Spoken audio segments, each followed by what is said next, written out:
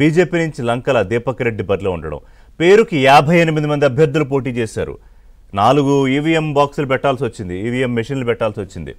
కానీ ప్రధానమైన అభ్యర్థులు ముగ్గురే: నవీన్ యాదవ్, మాగంటి సునీత గోపీనాథ్, అలాగే దీపక్ రెడ్డి.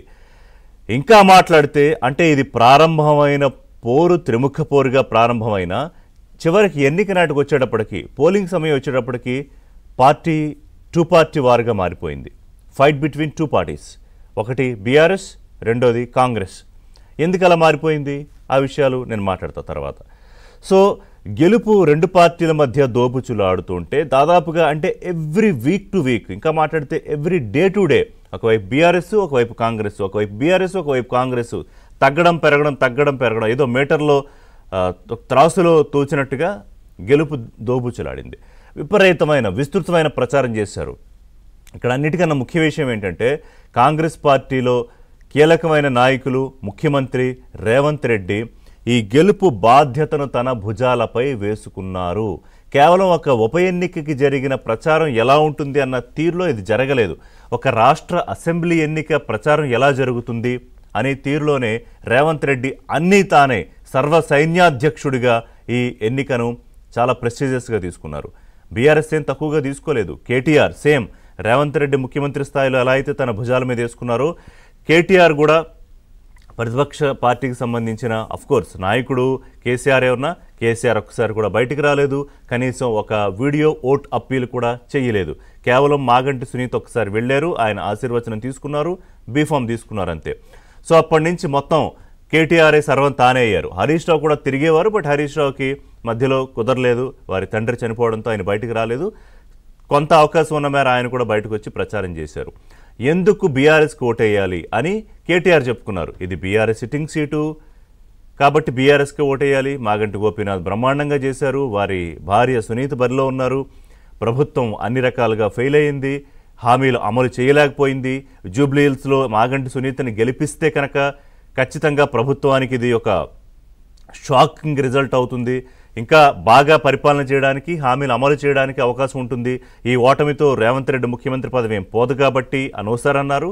జూబ్లీహిల్స్ రిజల్ట్ ఏమో, ప్రభుత్వంలో ఏమన్నా మార్పులు చేర్పులు తీసుకొచ్చేచ్చేమో, ముఖ్యమంత్రి పీఠాన్ని కూడా కదిపేయచ్చేమో అనే స్థాయిలో కూడా ప్రచారం చేశారు కేటీఆర్.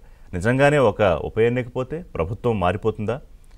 కానీ మరి ప్రభుత్వం ఎందుకంత సీరియస్గా తీసుకుందంటే, పార్టీలో ఆల్రెడీ కాంగ్రెస్ పార్టీలో ఉన్న అంతర్గతంగా పెద్దగా బయటికి రాపోయిన లోకలోకలు, మంత్రుల మధ్య వివాదాలు, లేకపోతే ముఖ్యమంత్రి సీటు మీద కన్నేసిన మిగతా వాళ్ళు, పైకి అందరూ బాగానే ఉన్న లోపల కత్తుల్లో పొడుచుకునే నాయకులు, వీళ్ళందరి మధ్య ఒకవైపు అధిష్టానం సీరియస్గా తీసుకుంది. సో ఇంట బయట నిరూపించుకోవాలంటే ఎట్టి పరిస్థితుల్లోనూ ముఖ్యమంత్రి రేవంత్ రెడ్డి ఈ ఎన్నికను గెలిచి తీరాలి, వేరే మార్గం లేదు. పిసిసి చీఫ్ మహేష్ గౌడ్, మంత్రులు ఒక్కొక్క డివిజన్కి 2 మంత్రులను బాధ్యులుగా పెట్టారంటే, ఇటు ఎమ్మెల్యేలని, ఎమ్మెల్సీలని, అందరి నాయకుల్ని విస్తృతంగా దింపారంటే ఎంత సీరియస్గా తీసుకున్నారో చూడండి.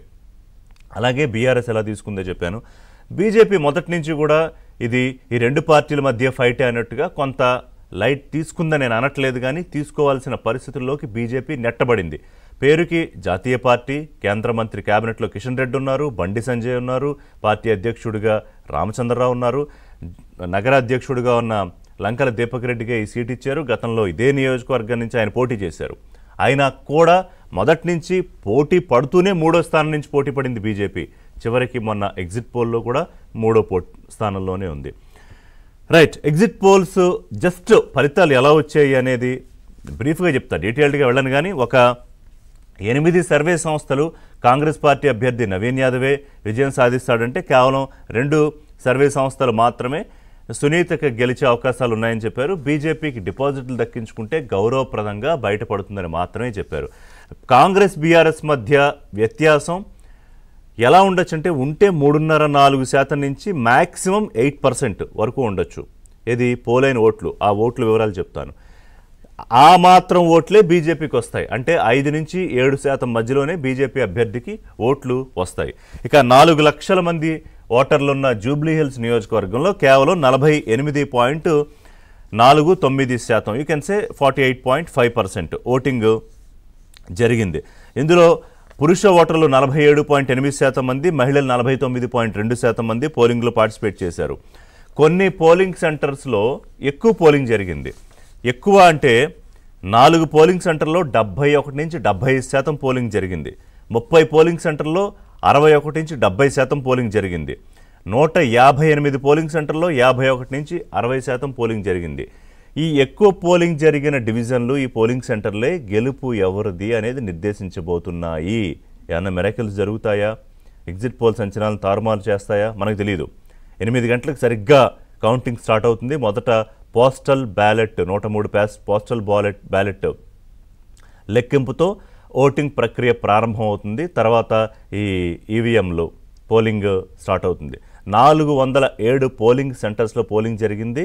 అభ్యర్థులు ఎక్కువ మంది ఉన్నారు, పోలింగ్ స్టేషన్స్ ఎక్కువ ఉన్నాయి కాబట్టి ప్రత్యేకమైన అనుమతులతో 42 టేబుళ్ల మీద కౌంటింగ్ జరగబోతోంది. 10 రౌండ్లు కౌంటింగ్ జరుగుతుంది. ఒక్కొక్క రౌండ్కి ఉత్కంఠ పెరిగిపోతుంది. సరే, పోలింగ్ ఎక్కువ ఎందుకు జరగలేదు, జూబ్లీహిల్స్, ఓటర్లు, ఇవన్నీ కూడా తర్వాత మాట్లాడదాం. సో ఇది ఓవరాల్ పిక్చరు. అటు బీహార్కి సంబంధించి ఎగ్జిట్ పోల్స్ ఏం చెప్పాయి? ఎన్డీఏనే మళ్ళీ తిరిగి అధికారంలోకి వస్తుందని 9 ఎగ్జిట్ పోల్స్ చెప్తే మహాగఠబంధన్ అధికారంలోకి వస్తుందని 1 నుంచి 2%. సేమ్ ఇటు జూబ్లీహిల్స్ ఉప ఎన్నికకి ఎలా